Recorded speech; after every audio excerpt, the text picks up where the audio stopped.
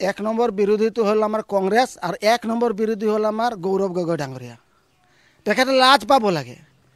এতিয়া ইমানখিনি হোৱাৰ পিছতো যে এতিয়া যে তেখেতসকলৰ ভোট বেংকটো ভাঙিছে, লাজ পাইছে আৰু লাজ পাব লাগে। এতিয়া অলপমান চাগে তেখেতৰ প্ৰতি বা কংগ্ৰেছৰ প্ৰতি অকণমান দৰদীটো আছিলে।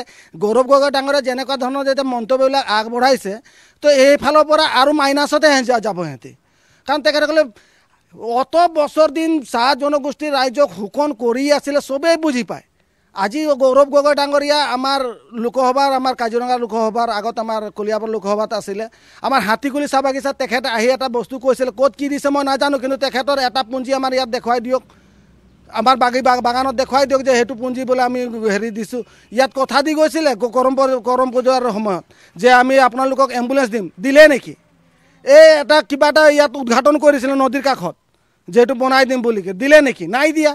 আৰু লাজ পাব লাগে। ইমানখিনি আমাৰ মাননীয় মুখ্যমন্ত্ৰী মহোদয় ডাঙৰীয়া ইমান ধুনীয়াকৈ চাহ জনগোষ্ঠীৰ ৰাইজৰ দৰদবিলাক বুজি পায়, মানুহখিনিক উন্নয়নৰ ক্ষেত্ৰত যথেষ্টখিনি আমাৰ বিজেপি চৰকাৰে বা মুখ্যমন্ত্ৰী ডাঙৰীয়া কৰি আছে। তাৰপিছত তেনেকুৱা মন্তব্য আগবঢ়াইছে, তেখেতক আমি ধিক্কাৰ জনাইছোঁ। তেনেকৈ লাজ লাগিব তেখেতসকলে লাজ পাব লাগে। ইমান দিন একো কৰিব নোৱাৰিলে। অত দিনৰ পৰা আমি ভূমি অধিকাৰ পোৱা নাছিলে, এতিয়া ভূমি অধিকাৰ পাইছোঁ। আৰু মানে এতিয়া যদি চৰকাৰৰ বা বিজেপি গভৰ্ণমেণ্ট অহাৰ পিছত 10টা বছৰত মুখ্যমন্ত্ৰী কি দিছে বুলি ক'লে বাগিচাত, এতিয়া গাই শুনালে আপোনাৰো বৰ লাগি যাব যে ইমানখিনি দিছেনে? সঁচাকৈয়ে দিছে।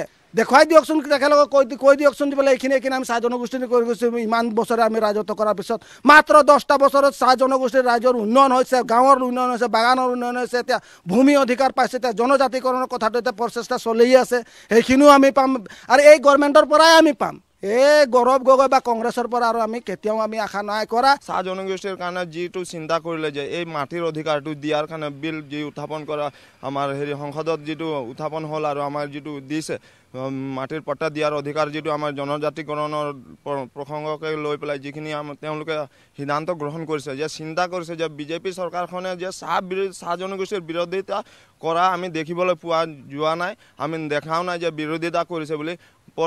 বৰঞ্চ আমি দেখিবলৈ পাইছোঁ যি গৌৰৱ গগৈ ডাঙৰীয়াই যে কৈছে চাহ শ্ৰমিকৰ বিৰোধিতা কৰিছে বোলে অসমৰ মাননীয় মুখ্যমন্ত্ৰী ডাঙৰীয়াই, সেইটো কিন্তু আমি তেখেতৰ যি ভাষ্য, তেখেতৰ এই ভাষ্যক আমি গৰিহণা জনাইছোঁ। কাৰণ 70টা বছৰ তেখেতসকলে ৰাজত্ব কৰিলে, কংগ্ৰেছ চৰকাৰ ৰাজত্ব কৰিলে এই অসমত, কিন্তু আজিলৈকে তেখেতসকলে আমাৰ চাহ শ্ৰমিকৰ বিষয়ে এটাও চিন্তা ধাৰণা কৰা নাছিলে।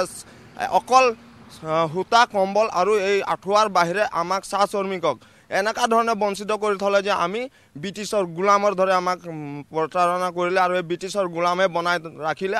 আমি দেখিবলৈ পাইছোঁ চাহ জনগোষ্ঠীৰ বিৰোধিতা কৰা কংগ্ৰেছ চৰকাৰৰ দল হয়, আৰু গৌৰৱ গগৈ ডাঙৰীয়া তেখেতেহে আমাৰ চাহ শ্ৰমিকৰ বিৰোধিতা কৰিছে বুলি আমি ভাবোঁ।